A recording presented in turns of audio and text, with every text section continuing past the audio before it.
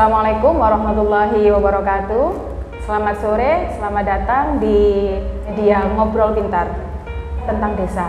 Sore hari ini saya akan bersama Mas Nuri yang ada di sebelah kanan saya.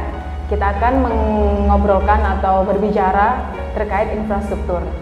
Di infrastruktur di desa ada banyak ya yang bisa kita obrolkan bersama nanti. Ya. Mas Nuri, apa kabarnya hari ini? Alhamdulillah baik. Oke, kesehariannya selain kesibukannya di bidang infrastruktur atau sebagai KPW apa Mas? Ngurusi keluarga dan ngurusi anak. Oke, ngurusi keluarga dan anak. Anaknya sudah berapa Mas sekarang? Ada 3. Oh 3, yang paling besar usia berapa? Kelas 2 SMP. Oke, kelas 2 SMP. Setelah tadi sedikit ngobrol dengan Mas Nuri ya, sepertinya beliau juga satu alumni kampus dengan saya, sama-sama di Unsuri ya Mas ya. Iya. Tahun berapa itu Mas? Di Unsuri saya lulus tahun 2009. 2009, oh berarti saya masuk kampus, beliau keluar kampus seperti itu. Oke. Mas, terkait ini ya, ngomong infrastruktur. Ketika melihat adanya Undang-Undang Desa nomor 6 itu kan ada perbedaan jauh ya. Desa dengan dahulu dengan sekarang. Menurut Mas Nuri, apa perbedaannya desa lama dengan desa baru? Iya, jadi ada istilah dulu itu membangun negara itu dari desa, Ya, karena betul. desa adalah kekuatan bangsa, karena desa itu lebih banyak desanya daripada perkotaan. Betul, iya Mas. Ketika desa itu berkualitas, ketika desa itu kuat, maka negara ini akan kuat. Nah, kemudian ada dana desa ini sangat luar biasa dan kita apresiasi pemerintah sampai hari ini tetap memperhatikan desa dengan dana desa itu karena seperti tadi maksudnya adalah itu. Jadi mau membangun bangsa dan negara ini dari desa. Jadi biar menekan angka urbanisasi, biar orang tidak melulu ke kota untuk bertahan hidup begitu. Jadi di desa itu harus kuat. Nah, dana desa ini adalah untuk menguatkan desa. Oke. Menurut jenengan ya, kira-kira dana desa hari ini seberapa signifikan terhadap pengaruh urbanisasi untuk mengerem urbanisasi ke kota? Minimal begini. Dengan dana desa itu desa menjadi lebih maju minimal soal infrastruktur ya, terus kemudian pembangunan ekonomi di desa. Jadi kalau karena saya kebetulan saya ini tugas saya adalah sebenarnya di wilayah infrastruktur, maka bagaimana desa itu dengan infrastruktur yang baik, berkualitas, sesuai dengan kebutuhan masyarakat menjadi nyaman tinggal di desanya sendiri. Kemudian memotong jalur-jalur distribusi yang tidak perlu. Mungkin perlu diinfokan Mas kepada pemirsa ya. Rata-rata hari ini desa itu bisa mendapatkan dana desa kisaran berapa sampai berapa gitu Mas? Memang bermacam-macam, tapi sekitar 1 miliaran lah per tahun. Sekitar itulah kira-kira. Per tahun Mas ya? Luar biasa banyak sekali ya. Itu berarti dana desa yang masuk ke desa ya? Yang itu dari pusat ya Mas? Ya, dari pusat. Kalau DD dari pusat ya, dana desa itu dari pusat. Tapi macam-macam, ada yang cuma sekitar 800-700an gitu kan. Kisaran itulah kira-kira.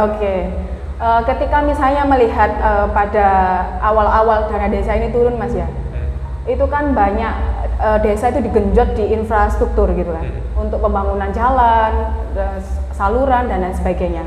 Kalau melihat hari ini perbedaannya kan sepertinya sudah mulai ke arah pembangunan manusia Mas ya. Kira-kira ke depan ini desa ini lebih ke arah mananya untuk pembangunannya Mas? Diarahkan kemana?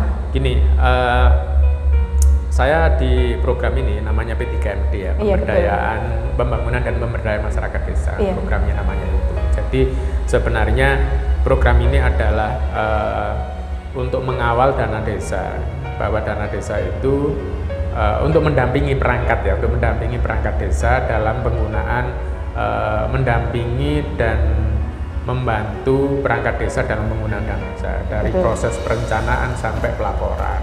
Nah, kalau saya sendiri memang di infrastruktur, tugas saya sebenarnya di infrastruktur dan tidak melulu infrastruktur sebenarnya, tidak melulu pembangunan.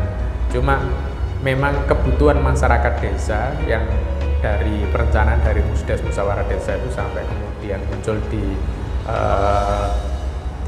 APBDes itu memang lebih banyak pekerjaan infrastruktur. Artinya bukan bahwa itu ya hanya infrastruktur yang dibutuhkan masyarakat, tapi memang sepertinya pekerjaan infrastruktur itu kan instan hasilnya ketok kan gitu ya. Berbeda dengan pemberdayaan.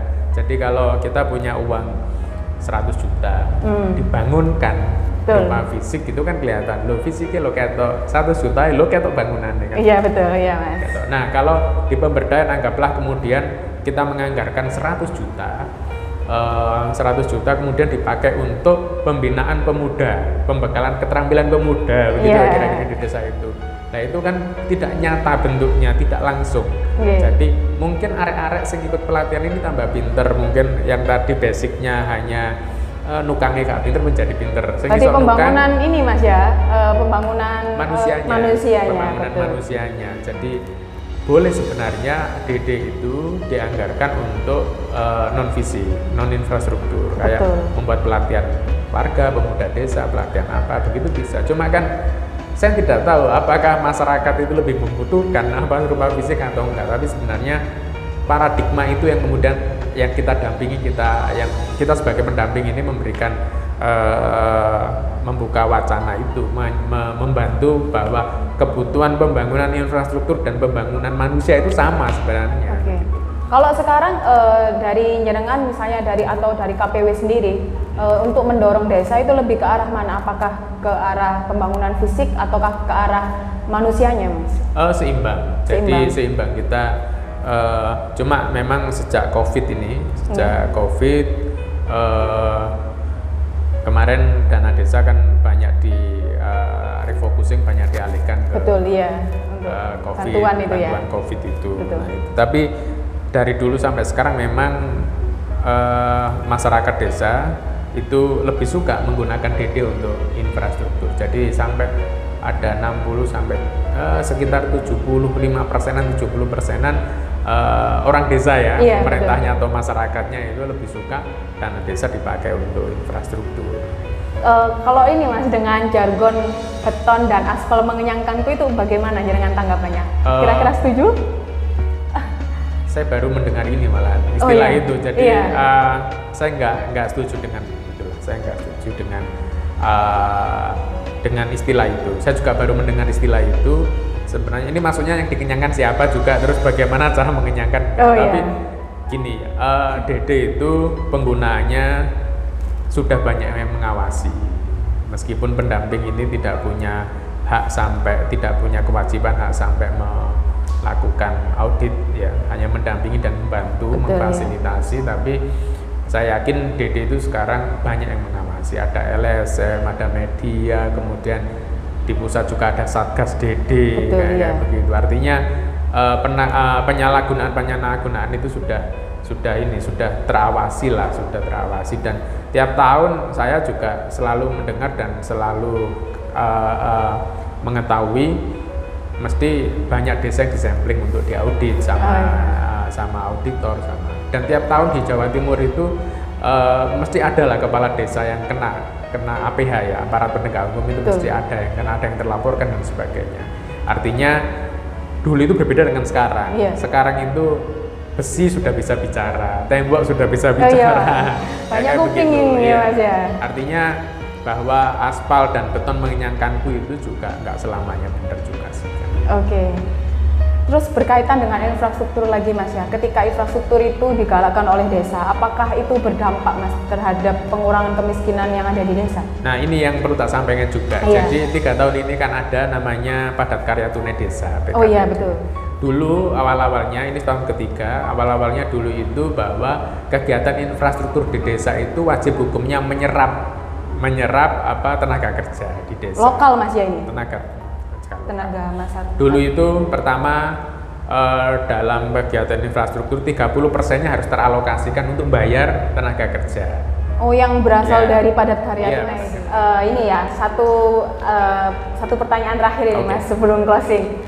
Kira-kira Mas prioritas apa desa yang harus dilakukan agar untuk mengurangi kemiskinan yang hari ini ya, karena pandemik juga ya Mas ya, untuk di desa itu apa Mas kira-kira? Untuk konsentrasi dana desa ya, betul, artinya ya tetap gini. Jadi kita itu kan di desa itu ada RPJMDes. Betul. Jadi tetap konsisten dengan itu. Terus kemudian fokus penanganan korban efek akibat daripada COVID. Jadi kemarin itu ya di seluruh negara ini kan banyak korban ya, banyak korban akibat dari COVID, ada yang kehilangan pekerjaan dan sebagainya, yang kemarin merantau ke kota kembali ke desa karena kehilangan pekerjaan. Betul, yeah. Nah, saya pikir fokusnya itu. Okay. Kalau fisik, kalau infrastruktur, ya tetap nggak apa-apa, tapi tidak menjadi prioritas, gitu loh. Oke. Ya. Oke Mas, terakhir closing statement dari jenengan, kira-kira ini bisa menjadi motivasi kepada desa untuk ke depan bagaimana pembangunan arahnya? Oke. Tetap menggunakan dana desa dengan yang bermanfaat untuk masyarakat secara langsung. Terima kasih kepada Mas Nurdi telah hadir di rumah Ngobrol Pintar, Ngobrol Desa. Saya Nafisatul Qudsiah. Terima kasih atas pemirsa yang telah menyaksikan obrolan podcast pada sore hari ini. Selamat sore.